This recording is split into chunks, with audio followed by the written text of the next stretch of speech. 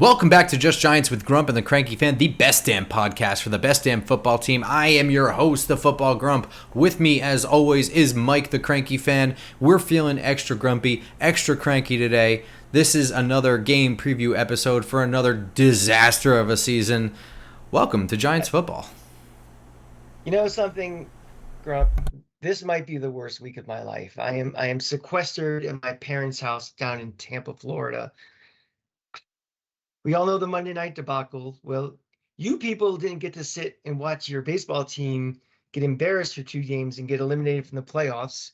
You people probably aren't heading to Miami this weekend like I am to see a potential shellacking. I got to go up to Gainesville Saturday, and hopefully the Gators don't embarrass themselves against Vanderbilt.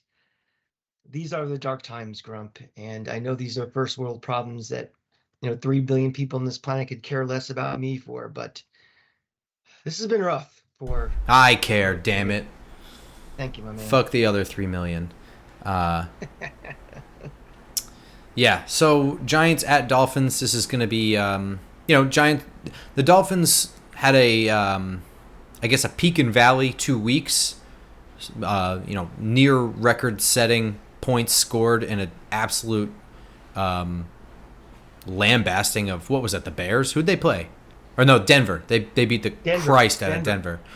Yeah. Right. And then handed pretty substantially by Buffalo the following week. So here we are, the Giants, after back-to-back Valley games, following the Rally game, a rally in 2 valleys. An embarrassment on Thursday night against 49ers. An embarrassment on Monday night against the Seahawks. Maybe the 1 o'clock spot, which is not a spot they've played yet this year. Maybe this is the money spot. No. I mean, I think the best thing we have going for us is that the NFL tends to have some randomness to it. And is it a day that Miami just, looks like crap and we play great and win? We'll go into the what ifs and the matchups and everything, but I'm hanging my hope right now on craziness in this league. And as we're recording this on Thursday night, Chicago is blowing out Washington in Washington. I don't think anybody of us could have predicted this, and maybe we get some of this kind of luck of alignment of stars that we come out and look. Maybe if we don't look good, Miami looks awful, and we can take advantage of cosmic fate. But that's all we're hanging our hat on. We're in a bad place. The Cosmos notoriously behind the 2023 Giants this year. Before we get into all that, during this Just Giants game preview of the Giants and Dolphins, I will be drinking beer by Fort Nonsense. Whoa, holy shit, that really is going everywhere. God damn. Why am I promoting this beer for no money? We need a drink, baby. Holy shit, this really is all over me. I didn't even shake this, it just exploded. It was really full. Just like our season did. Yeah, really. How apropos. Fort Nonsense Brewing is a relatively small company that makes a quality product, and they deserve advertising by word of mouth by satisfied customers. And that's not completely unlike this here podcast, the Just Giants podcast with me and the Cranky Fan. So follow my lead, guys. Have a nice beer by Fort Nonsense Brewing the next time you see one in the grocery store, liquor store, or whatever. And tell a friend about the Just Giants podcast whenever they want to be more miserable about the New York Giants. Speaking of misery, let's talk about nonsense. Let's go. We have to. I don't like wasting time on podcasts with this, but this happened to line up with a game that's really not worth previewing too much. We are going to, but the ins and outs and how they can win this game, not going to be a highlight. The highlight is unfortunately Evan Neal in the news. So just a little bit of background. Evan Neal responded to a reporter, I believe it was Daryl Slater. I'm pretty sure he's the one who wrote the article. When answering questions about his play, etc., and being booed by fans, he responded with a quote, "Why would a lion concern himself with the opinion of sheep? The person commenting on my performance, what does he do? Flip hot dogs and hamburgers somewhere?" Additionally, he was he had some further comments. I'm not going to quote them all by quote because it wasn't worth writing down. You get the idea. He asked, how can you be a fan if you boo your team who is battling and the game isn't going well? He later, very quickly after, issued an apology via Twitter and his phone and whatever. And then the next day, he said the comments were from frustration, he needs to play better, and he apologized for being reductive about other people's professions, namely, I guess, concession people, whatever. I don't have a problem with him reducing unskilled labor for what it is. I mean, there's a reason that's cheap labor. The point he's making is that he's in the NFL, which means he's on one of the 32 only teams.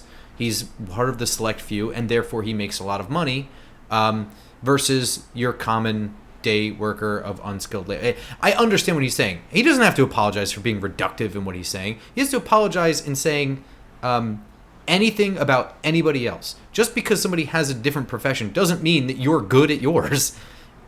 You're only in the NFL now. It's like one of the shortest professions anyone can have for normal reasons, let alone not really living up to your billing. That's like Evan Neal is slowly becoming the oldest, shittiest cliche in sports. Is he not? This is the path. Yeah. Mm-hmm. How can a fan boo when your team is battling and the game isn't going well? Because that's not why they're booing. They're booing because you look the same. You and other offensive linemen, etc., the offense in general, you don't look better than last year. You look worse. This isn't a isolated, we're not playing well today, how could you boo us? This is, you might be battling, but it's not good enough, dude. It's not good enough. And that's not hard to understand. I know that it's very stupid. I sympathize a little bit with Evan Neal because the line of questioning is the stupidest shit that happens in sports journalism. How does it make you feel when people... It's the dumbest question. You know the fucking answer. What you're trying to do is get him to do what he just did. So congratulations to... I'm not being... I don't think I'm being an ass. I don't really have a problem with them asking these questions. I just think it's boring and lame and lazy. But congratulations to whoever asked the questions. I think it was Daryl Slater. You got what you wanted. There's your story. Everyone talked about it this week. We'll continue to talk about it if he continues to suck, etc. I didn't really learn anything from it, though. You found a man who was frustrated with himself just as much as everyone else is frustrated with him, and you caught him.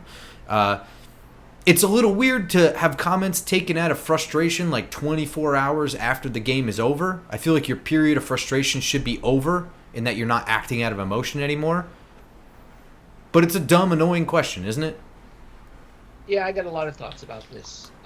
Mine are probably different than what most fans and media people have. So just before you launch into it, my bottom line is this was a stupid line of questioning, but Evan Neal screwing up hand over fist. This is 100% on him. I can be annoyed at the media and also say that this is 100% his fault. Sure. Your turn. So my general take is I really honestly don't care what athletes say, and I really don't care that much more what coaches say, because 99% of it is canned statements, vanilla statements that are meant to give little information and little insight on what they're trying to do. And the 1% of the time when they actually go off script or just say what's on their mind, they get absolutely skewered for it. Evan Neal is a 23-year-old kid who, for the first time in his life, is facing adversity. I'm sure he probably went through high school with the world kissing his ass because he is a product of modern day recruiting where, from when you're 8th grade, people are treating you special and you are dominant. And someone like him was a huge recruit, huge 5-star recruit, and, played on a fantastic Alabama team that barely ever lost, got picked high up in the draft. And for the first time in his life, things aren't going the way either it has been in the past or what he expects or what people have been, blowing smoke up his ass for, even if he's not doing it. So how do you react to something like that? Probably like this. And he's going to learn that even that's what you believe, and what you believe is 100% what you believe and might be 100% true, You just can't say those things because we live in a gotcha clickbait world where that becomes the topic for 3 days straight with the Stephen A. Smiths and the Skip Baylesses and Twitter and even shows like this. We don't want to talk about this stuff, but it becomes the topic. As for what he actually said, I also in the minority. Grump, we've been going to games together for a very long time, right? We've Since like we've been 2010, I want to say 2009, I 2010. I think before the new stadium even opened, like that last year we started going together. I think so. Yeah. Sound like we're dating. How long we've been going together? How many times you've ever heard me boo? I don't know if I've ever actually heard you boo in any context, even in jest, not at a stadium. Right. I mean, you've heard me like, I mean, you get mad, damn it. yeah, Yeah. but God damn never, it. never like an outward boo. No. The answer is I have never booed in my life. To me, booing is not constructive in the least thing. When fans boo, believe me, I know they're showing their frustration, but trust me, the players, the coaches, the support staff, the cheerleaders, the organ player, all know that things are going wrong. And football is a game of confidence. It's a game of momentum. It's a game of all of that. And as much as, when you see get loud on the scoreboard because you want a positive emotion, a positive response to motivate your team, booing does the exact opposite. It makes a bad situation worse because you get more self-doubt, you get more frustrated, you hear that. Anybody who says, I don't hear the boos is full of shit. They're Helen Keller. Not true. So I do not believe in booing. I think it's and I just think he's frustrated. He's frustrated that he's played very poorly for a year plus. He's frustrated that the fans are getting on him. He's frustrated that, it's human nature. We were one of the toast of the town last year. We made it to the second round of the playoffs.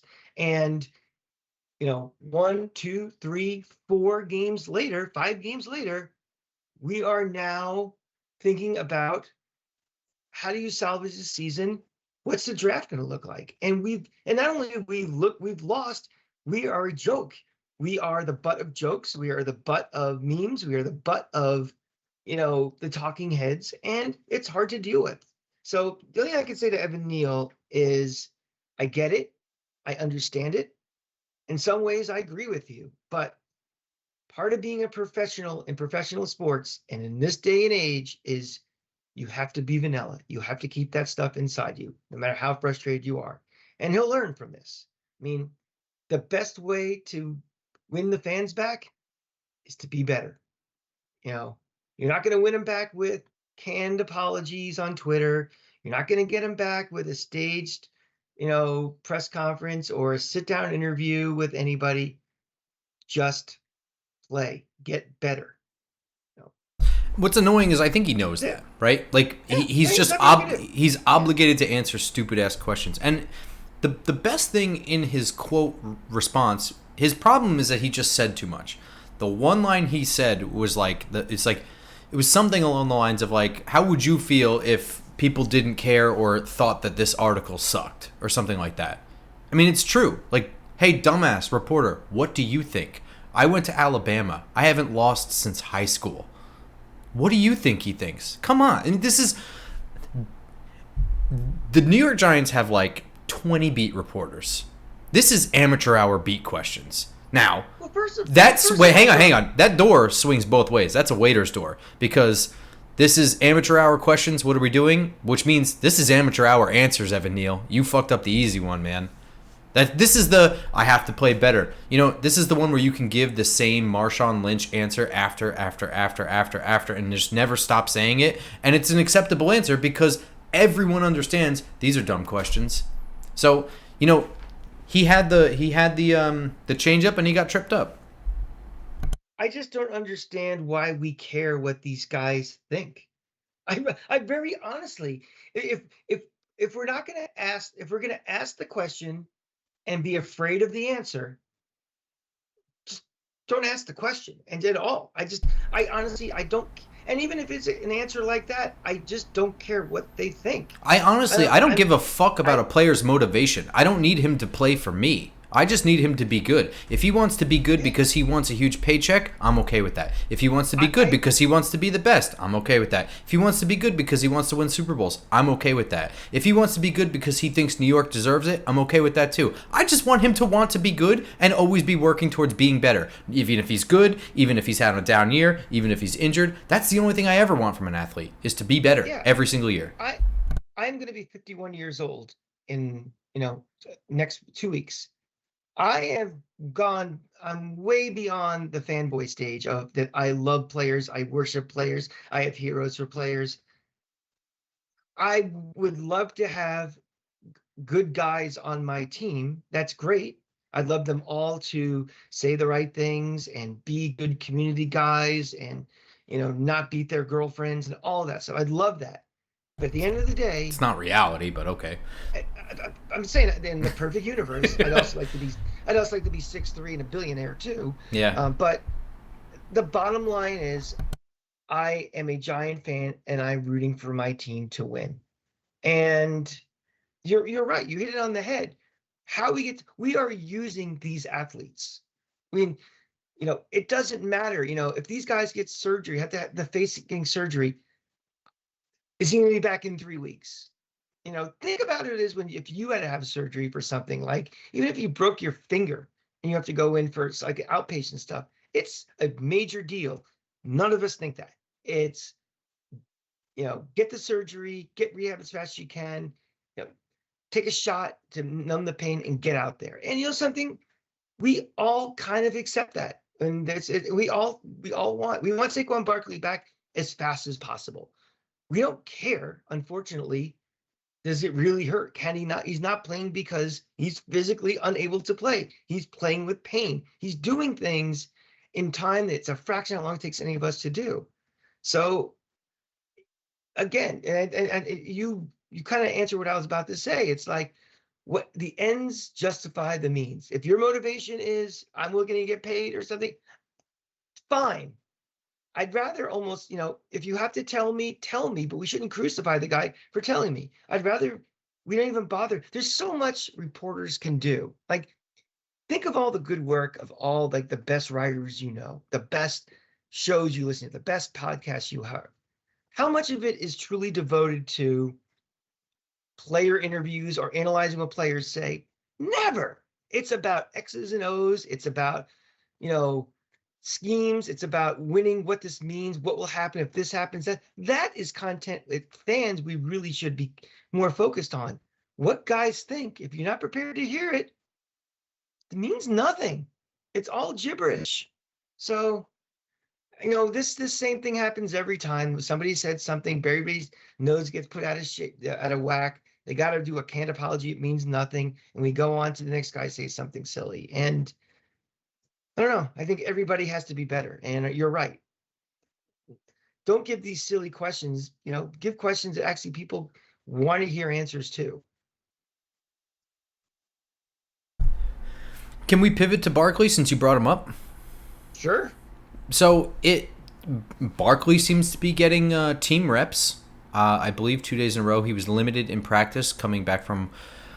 Here's a circle back to the media thing. We all accepted that it was not a high ankle sprain, and then randomly, fuck our 25 New York Giants beat reporters, random national reporter just asked a simple question to Saquon Barkley: "Is it a high ankle sprain?" Yes. Oh, okay. Well, whatever. So he's getting reps. We've seen this before from Barkley, coming back quickly from injury and being about 60 to 70% of himself. Is that what you expect here as well? Do you think he's going to play? Do you think he's going to come back earlier than he should? What are your thoughts on the whole thing, not necessarily just in the context of Week 5? I guess my thoughts with this are, where do we think of this season? I mean, do we think this season is salvageable? Do we think that the salvage the season starts right now? I mean, if we look at this season as do or dies this week and next week, I think you do whatever you can to try to win these games, and I think they may bring in, is a Barkley at 75 or 80% better than no Barkley at all? Um, I mean, that's a decision that Barkley has to make, and the coaching staff has to make, and the medical team has to make together. But you know, we don't have the luxury of being 3-1 right now. And well, let's wait another week for him to come back. I mean, if all goes as kind of expected, if this gauntlet we have the next 2 weeks, this season, for all intents and purposes, for the playoffs, is over, done. And what are you playing for the rest of the year? You're playing to incorporate, keep incorporating what this offense and defense needs to be. You're trying to establish culture. You're trying to determine which guys on this roster are going to stick around next year. Are you going to, there are players on this team that real hard decisions are going to be made, and we're going to be seeing if they're going to be around next year. Do we want to deal with the guys? Some guys that are underachieving when they have contracts coming up. So I personally think that coaches try to win at all costs. I think that, they still think there's a chance that the playoffs can be made. And, as we're speaking, Washington, one of those teams that they have to fight for, is getting rolled by Chicago. I think they're gonna try to get him out there, because when we talk about our keys to the game, one of the biggest things for me is going to be, you know, as much time possession as possible, and that means running the ball. And we really can't without Saquon Barkley. So I think they're going to make every effort to get him out there this week. And it may be a bet against best judgment for his recovery and his effectiveness, but I think that's better than nothing right now. I think I agree with you. I think the same thing is going to... I don't know if he's going to play. I'm not going to make a prediction on that because I think it's too early to come back. That doesn't mean he won't. It just means I don't think it's a good idea, but I do think that the coaching staff is going to make every effort to do it. And that makes sense to me. I mean, they're doing their jobs, and and for nothing else, let them think he might be playing. And if they think he might Sure. be playing, they got to spend time game planning for him. And any second that they're doing something that's not against what's most likely going to happen helps us incrementally, and that's what we need. My question to you is, would it not be in Barkley's best interest contract-wise? Forget the injury. Let's pretend he is 100% healthy, but we don't know it for sure.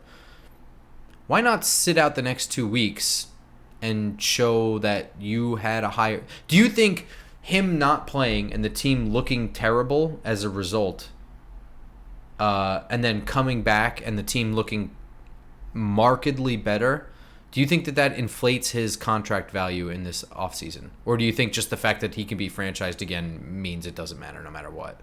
I think it matters. I think the fact that he got hurt yet again, good point, really offsets anything of like, look how valuable he is to this offense. And also because the fact that, we don't have Andrew Thomas, we have all these things, on the offensive line problems. Daniel Jones is not taking the next step despite all the things, all the headwinds he's, pissing into. I think the fact that he's hurt again, I think that really hurts him going forward. Yeah. And I think, and not even on the open market, I think it hurts them within the building. I mean, you think so? I think within the building, I think it's now more clear than ever how important, if you're sticking with Jones, how important it is to keep Barkley. They're kind of on the hook for at least 2 years with Jones, almost 3 years with Jones. I mean, they can do whatever they need to do, but they're sort of tied to Jones for 2 to 3 years. Barkley only for this year. I think to me, it looks like if you want what you paid Jones for, you have to, and I'm not one of these people like, we paid $40 million a year for this, because I understand the cap is much more fucking... I know you're not. Yeah. But they did pay him. It's not as if he got like some mediocre contract. They paid him, and if you want what you paid him for, you need a Barkley. It doesn't have to be Saquon Barkley, but it's got to be someone like him. It's got to be someone dynamic enough in order to get the most out of Jones. And he's got to be in the backfield, because the threat of Jones running is what makes Jones in that position of you want to re-sign him versus we should get somebody else. Because on his own as a thrower, Jones is nothing special. Just accurate. this is the ironic thing, isn't it? That we all feel that running backs are overvalued in the marketplace, and you shouldn't spend so much for them. But in this instance, Saquon Barkley or a Saquon Barkley equivalent is very, very valuable to this team. And but the thing is that this Giants, front office is going to have to think about is, as good as Saquon Barkley is, do you want to roll the dice again that he might be only available for 11 games next year, or 8 games, or 3? Well, I mean, I don't want to make this too much of the discussion because this is almost like off-season talk. But I don't think, from what I gather, from what I've observed thus far, I think that this front office understands the value that Saquon Barkley brings. They also understand the leverage they have over him and the NFL market. But I think in general, they view things the same way Buffalo does, which is you can spend second, third, fourth round pick until you hit on it. And it's a minimal investment. You're probably going to get something good. Maybe it'll be great. Maybe it won't be. But you can get 80% of Barkley from a second round pick, and it will cost you nothing. So I think that Barkley is still in the short-term solutions for this team. But I at least hope the understanding is that for this 2 to 3 year window with Jones, to maximize what you want out of Jones, you need a dynamic running game. And if you ask me, they fucked up this year by not complimenting Barkley. By just bringing back Breda. Breda's great. I like Breda to need to replace Barkley from time to time. But there was a need, in my opinion, for a shakeup, a change of pace running back, something to complement Barkley in the backfield that other teams have that we don't, that did not need to be a high investment, in my opinion. I think the problem is that because we are still really in rebuild mode, and we still have a lot of depth issues we need to address. I think they rolled the dice and crapped out by hoping that Eric Gray, drafted in the 6th round, Fifth, I think. 5th round, that they can get that guy not in the 3rd round or even 2nd round, but lower. I get that, and you're right. I think that's been lost in this, is that it's been a long time since the start of the 2022 season. But the reality is that this is really year 1.5 of the Joe Schoen, Brian Daboll regime. Remember, Joe Schoen came in, he was working with a front office that wasn't really truly working with him, nor were they working on the equipment that he wanted. Like, there was huge upgrades to the front office in terms of equipment, staffing, etc. that happened after the 2022 draft. So, and go back to episodes we did in the off season, and I said it more than once. You did, that definitely. I was afraid that the playoff success, people took their eye off the ball, that we're now going to do 2 things at once. Build on playoff success at the same time. There's a lot of work to be done with this roster, depth-wise, and it's, Brian-wise too. You're right. That needs to be taken in context. However, it's okay for fans to be like, okay, but this looks worse than last year. And I would agree with you. That would agree with you, because that was the point of this show this year, was I don't care as much about I mean, of course I care about the record, but most importantly, I want to see this team look better, and they look fucking awful. They don't look better. They don't look the same. They look way worse. It's the things that they can control, they look worse. There are a lot of things on this team right now they cannot control, but there are a lot of things that they can control. For instance, comments to the media. They're not. Comments to the media, personal fouls, penalties in general, 10, 12 men on the field. I mean, they look bad. It's not like just the product. It's not just the teams they're playing. They look like a bad college team right now. They look like a team that comes into Gainesville in early September, week 2, that comes from some directional school and has to play an SEC power, is what we look like right now. Quick question. Who did Florida play in week 2 of 2023? Was it McNeese? We played McNeese State. Ouch. You mentioned Eric Gray. Mm-hmm. Special teams note for this week, Brian Daboll said that Eric Gray will be returning punts again after his benching. If you remember, in our week 4 preview, I said special teams, just don't make mistakes. That's all I want from you. First punt of the game, what happened? That the one where Eric Gray dove and almost caused a fumble on Yes, yeah. that's correct. So I'm going to reiterate: in order to win this game or even be competitive, no mistakes on special teams. I'm not asking Eric Gray to return a punt for 50 yards, score a touchdown, or do anything. I would like him to completely and easily complete a fair catch. That's what I want this week. We've now reduced ourselves to Pee-wee level expectations, but we can only go up from here. Defensively in this game, this is really hard. Wait. Go ahead. Sorry. I want to ask about that. I know a couple people have asked, why aren't we just using Sterling Shepard back there? That's a good question. If you asked me the way that this roster is constructed and the way they handled the offseason, I understand not wanting Sterling Shepard to be the starter back there, coming off of an ACL injury last year, another one. You know what I mean? I get that. But he should be the backup plan when Eric Gray needs to be benched, right? Not Adoree Jackson. Well, especially since Adoree Jackson is clearly just like, I'm not fielding that. I'm not getting fucked up over this punt. That was either a stubborn thing or a coaching brain fart that will keep me up at night. Yeah, I cannot.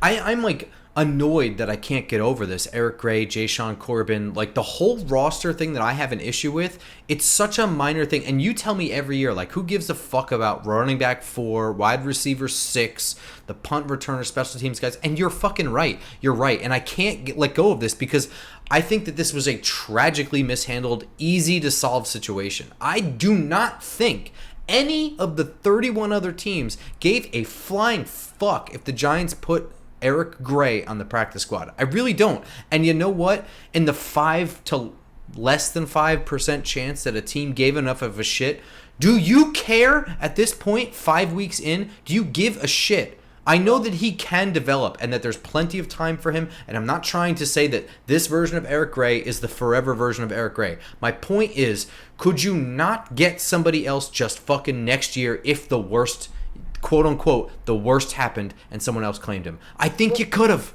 Well, hindsight is 2020 a little bit. Yes, but I called it out at the time. I did call it out at the time. Yeah, you did. I mean, it's much easier to say now, Jesus Christ, no one's going to pick up this guy. And, it's hard. The great front offices, the great coaches identify that they've made a mistake and they move on quickly from it. And especially this is still a relatively young front office. It's still a coaching staff that, Brian Dable, it's still his second year as a head coach. They are working through how to do these things. And I think, these are kind of the growing pains of, accepting that everybody comes into their first day on the job, no matter what you're doing, even if you're flipping burgers, like Evan Neal seems to think is not a real job, and you think you know everything. You think that, I got this job. I'm bringing with confidence. I have a plan. I know what I'm doing. And sometimes, even if it's slapping you in the face, you don't realize you're wrong. And maybe for someone like Eric Gray, still it's their first, like you just made the point. This is their first draft with their front office, their scouts, their talent evaluators, I honestly think that led them to like this 2023 draft class more than the 2022 one, and in general like these players more than they should. Yeah, I think it's very possible. But I think though, we've made the mistake, we're in this situation, but how do we rectify it? And again, bringing in Adoree Jackson could, make things out of control. If we're just asking to if our baseline now is just fair catch a ball, Sterling Shepard, if he had a bad ACL and he's coming back from that, we're not asking him to run, 70 yards. We're not asking him to get blasted by a gunner. We're asking him to catch the ball. If you can't go out there and catch a ball, I love you, Sterling Shepard. You need to maybe flip burgers now because your career is over. You can't be bubble wrapped. You can't do anything. You're taking an active roster spot. You are on this team. So do you and I agree Sterling Shepard is capable of doing this job better than both Adoree Jackson and Eric Gray? if his job is to catch a punt, if his Well, job is to say, I'm asking GM, make I'm a, asking head coach Cranky Fan, who are yes, you putting back there return a punt? right now I would put Sterling Shepard in. Okay, I agree with you, Too much of a 100%. risk with Adoree, too much inexperience and incompetence with Eric Gray. If Sterling Shepard gets hurt, then it's just time to elevate Cole Beasley. You have a backup for that. That is comparable. You don't have a backup for Adoree that's comparable. First of all, how many snaps is Sterling Shepard getting? If How many targets is he getting? He's not using it all right now. That was addressed by Brian Dick. For what it's worth, that question was asked after the Seahawks game. He has said, I think, midweek this week that he plans to get Sterling Shepard more involved. He was also more of the plan for Monday night, and because of injuries that happened within the game, and then an adjustment of game planning, he didn't get in there like they had wanted. That look, I'm not going to defend it. I'm just telling you what was said when the media did its job and asked that question. I'll say that much. But that's not my point, though. My point is, we are worried about Adoree Jackson getting hurt, because if he gets hurt, that completely changes the complexion of the secondary. There may be a plan going forward for Sterling Shepard, and there might have been a plan last week for Sterling Shepard, but to this point, there has been no plan for Sterling Shepard. And what is the risk to this team if Sterling Shepard, Adoree Jackson got hurt, and the odds, on a specific play of getting hurt are not that high. I mean, we don't want to put him in any risk at all, but the odds of getting hurt on a punt are not 9 in 10. If he does get hurt, Sterling Shepard, our offense does not change one bit because he got hurt. And so I think you got to put him out there and just. He's a veteran guy. He's got sure hands. He's smart. Fair catch versus let it, go behind me and not try to fair catch it like what Eric Gray did, and just be that. If you can't do that, I don't know why you're on this team. I'm with you. My biggest concern in this game is defense, which is odd because I actually think the defenses in general played pretty well, especially when you consider like two of the most important positions are rookies, one of which is like a 6th rounder. When you really put that in context and you're like, oh, they played the Cowboys and they played the 49ers, and the Seahawks have Tyler Lockett, DK Metcalf, etc. When you put that into context, the defense hasn't played poorly. I mean, it's nothing I would. We've talked enough about how they haven't gotten pressures, they have no turnovers, etc. They haven't been productive, but in the grand scheme of the 3 phases of the game, they've been the best by far. In the top 5 reasons why this team is 1-3, defense, I don't even know if it's in the top 5. Honestly. I think it's near the low end of the top 10, if I'm being honest. Right. But that being said, with Tyreek Hill and Jalen Waddle, that is just so much speed to deal with. Now, ironically, the secondary, they've prioritized obtaining speed between Adoree Jackson, Deontay Banks, and Trey Hawkins. Those are 3 really fast guys. So on paper, that's a good matchup. The inexperience doesn't help, though.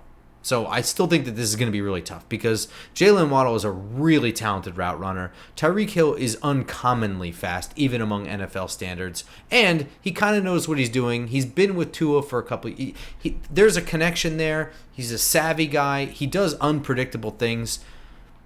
This is going to be tough. But at least on paper, matchup-wise, 40 times, etc., like, this doesn't look terrible. Dealing with Hill and Waddle, a lot of other teams are going to have more of an issue than us in terms of on-paper matchups. The problem is that Miami is able to mix that in with reliable guys like Smythe at tight end. A-Chain and Mostert are really fast at the running back position. I don't know. This is really tough. You have to deal with bracketing Tyreek Hill because he's the deep threat. You have to deal with the savvy route running of Waddle. You got 2 rookie corners to help you with that. And then you have 2 really fast, talented running backs that force you to play responsible run defense with. It's a lot to ask, and it's not surprising that Denver allowed 70 on them because shit, man, after 40, who gives a hell? Really? Yeah, yeah. I um I'm going to try to do an analogy here, and this may fail completely or it'll make my point. I was down in Florida all week to watch my beloved Tampa Bay Rays in the playoffs, but unfortunately, because they were in the wild card, they had to play extra games, and playing extra games means there's a greater chance to lose games and a greater chance to get eliminated from the playoffs, and that's exactly what happened. To me, the only chance we have in this game, I think, is to minimize the chances for failure. So to me, it's not a question of the defense and how well they do. I'm flipping this on the offense. We have got to find a way to keep the ball as long as we can. We've got to get a way to run the ball with the point that we can get first downs, we can have longer drives, not necessarily to score every single time. Like this team will never win in a shootout with anybody right now, but we have got to try to do our best to win time of possession, field position, and that's going to be it's on our offense because the more times they have the ball, the more attempts that they try to throw downfield, the more attempts Tua gets to do his thing, the more time these fast wide receivers have the potential to burn one of our young cornerbacks, the more chances they're going to succeed. And if we can't, if our offensive line and the scheming of this game plan and Daniel Jones and whatever running back, they just three and out, three and out, and it has to be if we're just doing little short, little dinky passes, and if they're incomplete, we're stopping clock, and they're getting the ball back 2 minutes and 7 seconds after they just had the ball after either scoring or hopefully punting. We have no chance. This has to be a game plan reminiscent to what the Giants did to the Bills in Super Bowl 25. We knew we were playing an all-time offense. Now, we don't have that, we don't have OJ Anderson. We don't have that offensive line to be what they is. But our only chance to win that game was we ended up with time possession of 40 minutes to 20. And I don't know how we're going to do it. I am not an offensive coordinator. I am not Jesus Christ turning water to wine. But to me, the only way this can be done is to be efficient and control the clock, try to do our best just to keep the ball out of their hands. Otherwise, we have no chance. Man, you're 100% right. And in all that, when you sustain long drives and keep time of possession, it makes your defense better. I know that like Giants fans really want the defenses of old. I don't know. I know that they can't stand the offenses of old of time of possession and running the ball. But to be honest, it helps the defense. When they know you're up by 2 scores and you just wasted 15 minutes off the clock on 2 drives, man, that puts some urgency on the other team. And that means throwing the ball. And that means pinning your ears back and trying to get sacks. That's when they get boners, man, and they want to go after you. Yeah, exactly. Unfortunately, one of the things I think happens from this game, I hope happens from this game. I don't think the Giants are going to win this game. I don't think it's going to be close. Here's what I hope happens. I hope this offense scores some fucking points. I want this offense to get some sustained drives together. I want them to score a couple touchdowns. That's it. Right now, we are at the baby steps phase. I don't want to say that. I don't want to think that. I don't want to be that. But we're at that point. It is. It is what it is, man. So, unfortunately, I think they only score 1 touchdown. I think they almost score another, but they go for it on 4th. It doesn't work out. They kick 2 additional field goals, and they lose 38-13. What's Cranky Fan's prediction? I was going to say 38-7. But quite honestly, I think right now the problems on offense are, Andrew Thomas is not going to play. That's correct. It is looking doubtful at this point. He did not practice as of Thursday when this is recording. And what is the status of John Michael Schmitz? John Michael Schmitz did not practice due to his shoulder injury sustained on the tush push. Oh, So, you're talking our two best offensive linemen are not playing again. And I just went on a whole little rampage of what we need to do. I just don't think we can do it, unfortunately. Even I think Barkley will be out there, but even if Barkley is out there, it's not going to be Saquon Barkley with a capital S and a capital B. It's lowercase Saquon, lowercase Barkley who is a shell of himself, and I don't think it's going to really do much of a difference. Um, you know, we're going down to Miami. It's been hot as hell down here. It's going to be hot. Um, there'll be a lot of Giant fans Cramps. in A lot of cramps. a lot of cramps. That's right. There'll be a lot of Giant fans in attendance. That always happens. I've been down there. I think this is going to be my fourth Giant game down in Miami, and there's always been a lot of blue. But the the talent level we are facing, the shorthandedness that we have, I don't think we have much really at hope. I think it's going to be a 38-7. I think it's really going to get ugly around here, and this is the real test of what is Brian Dable? What kind of a coach is he? That this I'm not saying that I'm putting him on any hot seats or anything like that, but is he going to be a coach like a Bill Parcells that this has to get to rock bottom and rebuild, or is this going to be a coach that's going to crack like a Joe Judge did? I don't know. I think it's going to be the former, but I can handle losing. We played three of the probably four best teams in the league in the last month or so. I just don't want to look ridiculous. And a man in my position cannot afford to be look ridiculous.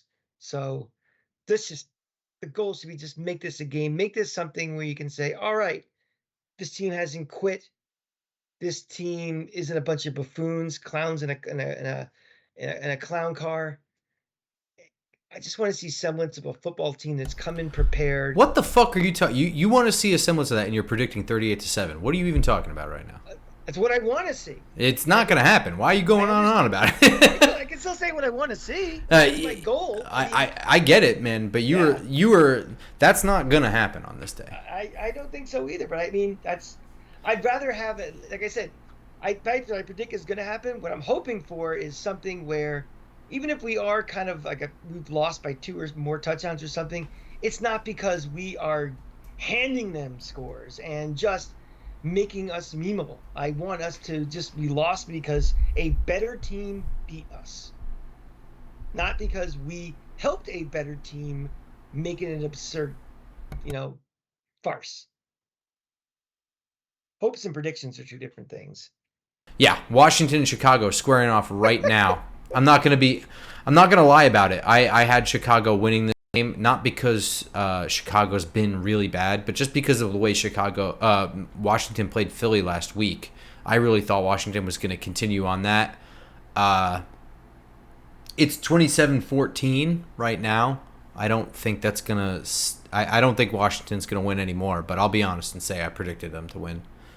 You? I did too, but something, they're 2 touchdowns down. Yeah. And Chicago's awful. Yeah, it could swing right now. Do you trust Justin Fields with a 2 touchdown lead in the fourth quarter? I sure don't. I mean, I would. Do you trust Sam Howell down 2 touchdowns in the fourth quarter? Against Chicago, more Maybe. than I would against, even against like us, for example. Sure. So I'm not going to predict that Washington's coming back, but I would not be surprised at all. I think at this point Chicago wins. They have a defensive head coach. Playing from behind is not really a rookie quarterback's forte. I don't know. That's just kind of how I think right now at 10 p.m., 10:30. Yep. Dallas is traveling to San Francisco on Sunday Night Football. Probably should say this one for last. I have San Francisco winning this one. I think right now they're in a rhythm. I think they have a solid defense against an offense that I think is ho-hum at best. I think that San Francisco has a functional, strong, well-coached offense that's rhythmic and a well-oiled machine, even if it's not high-flying like Miami or Buffalo. And even though Dallas Dallas is dealing with this is only their second week with a Trayvon Diggs. I don't know that they're really ready to enter back into a flow defensively against such a good team right now, I think this is San Francisco. I think San Francisco, right as of right now, is the best team in the league. They're at home. This might be one of the few states. I could be completely wrong on this one. San Francisco is a little bit of a weird town, but this may be one of the few places where there's a lot of Dallas fans in the stands. Um, I think San Francisco wins this one. I think they're winning this one rather convincingly. I think they win by at least 2 touchdowns. And at 1 o'clock, Philly is traveling to Los Angeles, another NFC East team in California. The Rams hosting Philadelphia. Rams are a weird team. This was hard. This was hard. I'm going Philly, but I think this game might be really close. I agree with you. This is a weird one. The Rams are getting 4.5 points in this, and I have a hunch they're going to cover. Philly isn't quite Philly just yet. I mean, that team Still, I would say it's a little surprising that it's still, right? yeah, yeah. I mean, I think they are. I still think they're one of the better teams in this league, but they are not. They are not in San Francisco's plane right now, and going on the road, going cross country after a tough divisional game. Um, they're not there yet. If this game was later on in the season and Philly kind of got its mojo back, I would absolutely say, you know, Philly rolls on this one. But I have a gut feeling that the Rams will cover. I think Philly's going to win by a field goal, and not a last-second field goal to win. I think it's just going to be they're never going to pull away, and it's just going to be, you know, pretty close, nail biter-ish. So I'm going to say they win by 3. That's going to do it for an episode. I'm going to be watching this game on Sunday with minimal hopes and a full belly. Really good time. I'm going to focus on my food spread so that I have a good time watching them lose. And then we will have an episode for you on Tuesday morning, right? And yes, and I have another doubleheader this weekend. I will be in Gainesville on Saturday for the Florida Vanderbilt game, and then I jump in a car and I am driving to Miami. So I will be at the Giant Dolphin game. So Grump and I will have 2 different perspectives on this one. I will be in the stands, he will be on TV. So if you are going to Miami, we have a little bit of a tailgate going on in the Gold parking lot. There'll be some Giant fans there with me. So hit me up on Twitter at the Cranky Fan. DM me and let me know if you're down there, and I'd love to meet up with you before. So, and believe me, if we lose to Vandy, I will be in a rip-roaring, pissed-off mood, and you will hear diarrhea from the mouth of aggravation from the worst sports week of my life. But hopefully we don't get there, and we can focus on the task at hand on Sunday. So hit me up if you're going down there. I hope you guys all enjoy the game on Sunday, whether you're visiting the Cranky Fan at the tailgate or not. And we will see you all Tuesday morning for a review episode of the Week 5 matchup with the Dolphins on iTunes, SoundCloud, Spotify, and of course YouTube. Until then, we will see you Tuesday morning. Go Giants. Go Giants.